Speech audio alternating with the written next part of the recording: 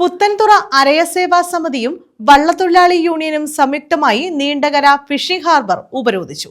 കടലിൽ കാണാതായ ഗൗതം കൃഷ്ണനെ കണ്ടെത്തണമെന്നും അധികാരികളുടെ അനാസ്ഥയിൽ പ്രതിഷേധിച്ചുമാണ് ഉപരോധം സംഘടിപ്പിച്ചത്.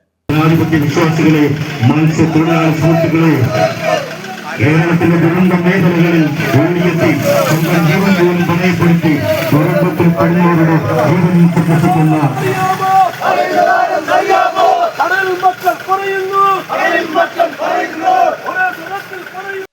കടലിൽ കാണാതായ ഗൗതം കൃഷ്ണനെ കണ്ടെത്തണമെന്ന് ആവശ്യപ്പെട്ടും അധികാരികളുടെ അനാസ്ഥയിൽ പ്രതിഷേധിച്ചുമാണ് നീണ്ടകര ഫിഷിംഗ് ഹാർബർ ഉപരോധിച്ചത്. പുത്തൻതുറ അരയ സേവാ സമിതിയും വള്ളത്തൊഴിലാളി യൂണിയനും സംയുക്തമായാണ് ഉപരോധ സമരം നടത്തിയത്. ധീവരസഭ ജില്ലാ പ്രസിഡന്റ് യു രാജു ഉപരോധ സമരം ഉദ്ഘാടനം ചെയ്തു. പ്രിയ സുഹൃത്തുക്കളെ, മത്സ്യത്തൊഴിലാളികൾ ഈ 8 ദിവസവും വളരെ സഹനത്തിന്റെ ഭാഷയിൽ നിൽക്കുകയായിരുന്നു. ഈ വെള്ളപ്പൊക്ക ദുരന്തത്തിൽ നൂറുകണക്കിന് വള്ളങ്ങൾ ഇവിടെ നിന്ന് മത്സ്യത്തൊഴിലാളിക്ക് കേരളത്തിന്റെ മധ്യ കേരളത്തിലേക്ക് അയക്കാൻ കഴിയുമെങ്കിൽ അതുപോലെ നൂറുകണക്കിന് വള്ളങ്ങൾ ഈ ദേശീയപാതയിൽ വിഴിഞ്ഞം തൊട്ട് കാസർഗോഡ് വരെ നിർത്തിവെച്ച് സമരം ചെയ്യാനും മത്സ്യത്തൊഴിലാളികളെ ആരും പഠിപ്പിക്കേണ്ടതില്ല.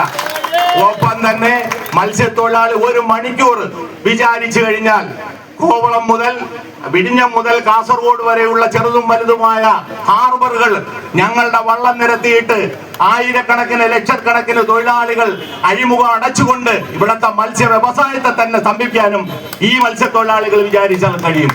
പക്ഷേ ഇത് ഞങ്ങളൊരു സൂചനയാണ്. ഇന്നലെ മന്ത്രി പറഞ്ഞതുപോലെ ഇന്ന് ഹെലികോപ്റ്റർ പോയിട്ടുണ്ട്.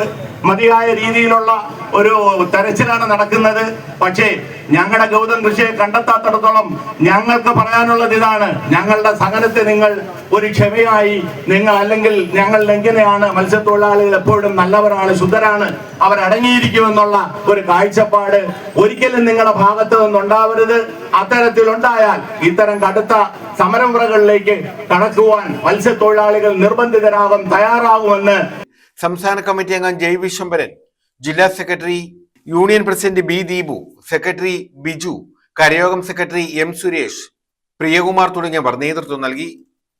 News bureau, Chavara.